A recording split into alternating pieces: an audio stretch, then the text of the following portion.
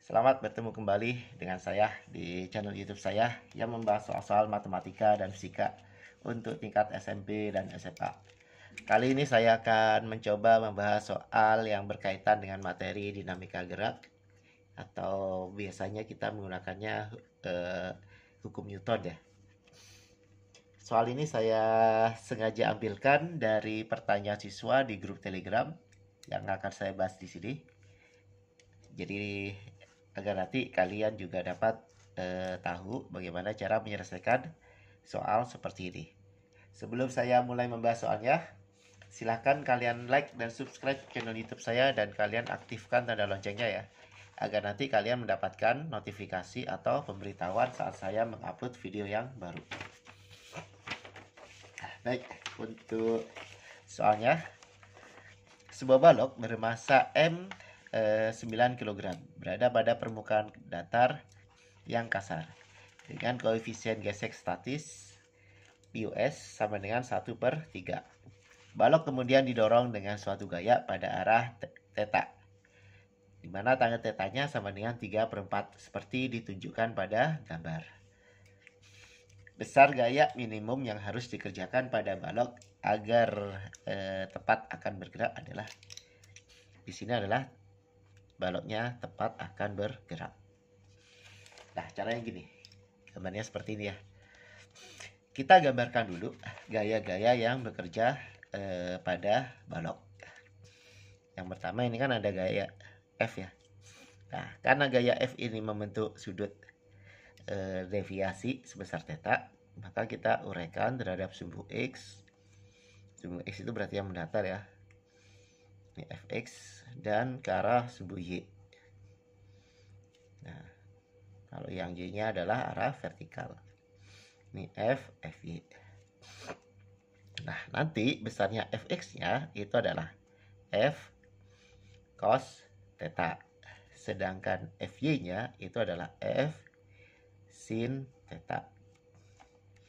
Nah, karena di sini baloknya itu berada pada bidang yang datar, yang kasar ya, permukaan yang kasar, maka nanti kalau diberi gaya ke arah kanan, otomatis kan logikanya arah geraknya itu ke kanan kan. Nah, berarti nanti gaya gesek itu arahnya berlawanan dengan arah gerak, yaitu ke arah kiri. Ini adalah gaya geseknya. Nah, kemudian gaya berat ya. Selain ini ada gaya berat atau W. W balok nih. M dikali dengan G. Kemudian sebagai gaya reaksinya dari gaya berat ada gaya normal dari permukaan lantai. Nah, di sini yang diminta adalah berapa besar gaya F-nya agar balok tepat akan bergerak. Nah, di sini kita menggunakan hukum Newton pertama atau hukum 1 Newton. Kenapa? Karena yang diminta adalah balok tepat akan bergerak. Kalau balok tepat akan bergerak, artinya dia belum bergerak nih. Sehingga kita menggunakan hukum Newton ke 1. Di mana nanti sigma F sama dengan 0. Nah, gaya-gaya yang menyebabkan benda itu bergerak itu adalah gaya-gaya yang arahnya mendatar. Ya. Yang mendatar yang mana? Yang ke arah kiri atau kanan. Berarti yang menyebabkan benda ini bergerak itu adalah yang ini ya, Fx dan gaya gesek. Jadi nanti F cos theta kita kurangin dengan gaya gesek sama dengan 0. Artinya nilai F cos theta sama dengan gaya gesek. Nah, gaya gesek sendiri itu besarnya adalah mu dikali dengan n, yaitu gaya normal. Ini adalah gaya normal nih.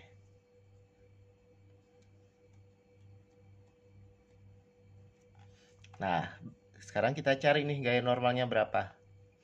Nah, gaya normalnya kita lihat. Gaya normal itu ke arah Ini kan gaya normal ya.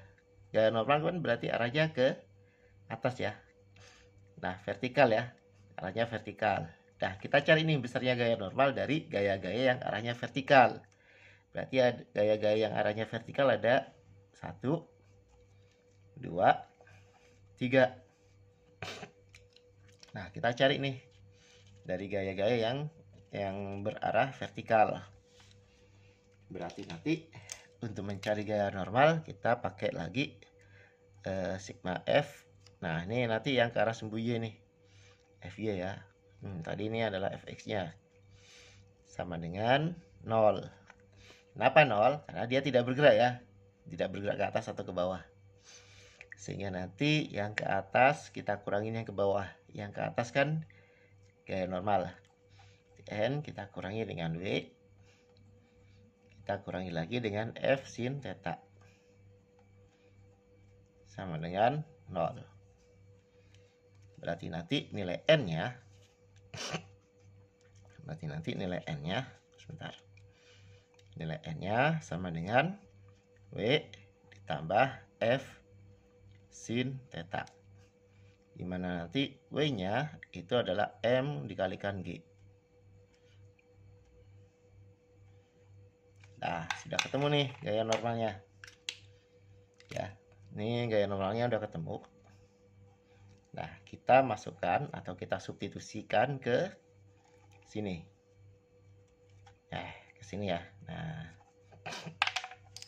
berarti nanti kalau kita substitusikan ke atas, ya ke bagian ini, berarti nanti nilai FG-nya, nah langsung saya ke sini aja ya.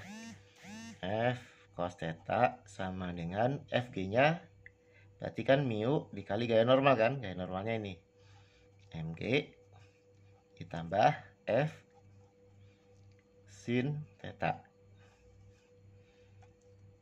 Nah, seperti ini ya. Nah, kita tinggal masukkan nilainya nih. F-nya kan dicari. Cos theta. Di sini yang diketahui adalah tangan theta ya, yang tadi. Nah, tangan theta nih. 3/4. Nah, kalau misalkan saya gambarkan ya di segitiga siku-siku. Kalau misalkan saya punya segitiga siku-siku, sudut tetanya di sini misalkan. Maka nanti nilai tangan theta itu adalah depan, sisi depan, berarti yang ini ya, per sisi samping. Nah, karena tangan tetanya adalah, jadi karena tangan tetanya adalah 3/4, berarti nanti sisi depan, berarti yang ini, itu 3. Ini ya, kemudian per sisi samping, ini sisi samping nih, 4. Nah, kita cari sisi miringnya nih.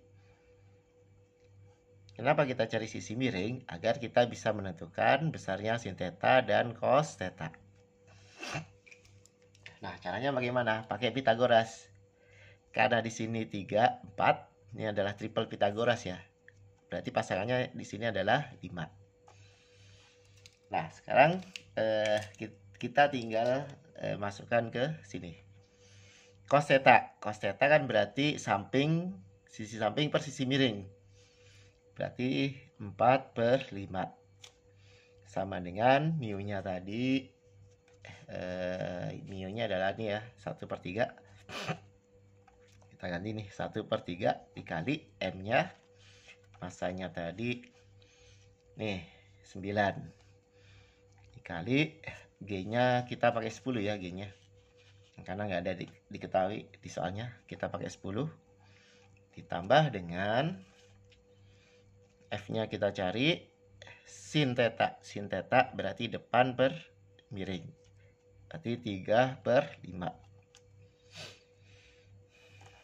Nah, ini berarti 4/5 F sama dengan 1/3 dikali 90 ditambah 3/5 F. Nah, kita selesaikan dulu ya. Ini kalikan berarti 90/3 ditambah ini kalikan 1/3 dikali 3/5 F. Ini coret ya. Ini kita bagi bisa ya. 30. Berarti nanti 4/5F sama dengan 30 ditambah yang ini jadi 1/5F. Nah, yang ada F-nya saya kumpulkan jadi 1. Jadi 4/5F. Nah, ini kan plus nih, pindah jadi min. Nah, seperti ini ya. Kita tinggal kurangin. 4 dikurang 1. Berarti 3/5F. Sama dengan 30. Berarti karena yang ditanyakan F-nya, berarti nanti kali silang nih. 30 dikali 5/3. Kita bagi 10 jadinya ya. 10 dikali 5, 50 Newton. Dah ketemu hasilnya, 50 Newton. Coba kita cari jawabannya ya. Tadi kan ada optionnya tuh. Kita cari 50 Newton. Nah, ternyata di sini jawabannya adalah yang E. Baik, demikian pembahasan soal dari saya. Semoga kalian paham dan kalian bisa mengerti ya. Jika masih ada yang belum paham, silahkan kalian replay atau putar ulang. Kemudian kalian tanyakan kalian tuliskan di kolom komentar apa yang ingin kalian tanyakan, di bagian mana yang kalian belum mengerti. Baik, saya akhiri pembahasan saya kali ini. Sampai ketemu lagi di video saya selanjutnya. Wassalamualaikum warahmatullahi wabarakatuh.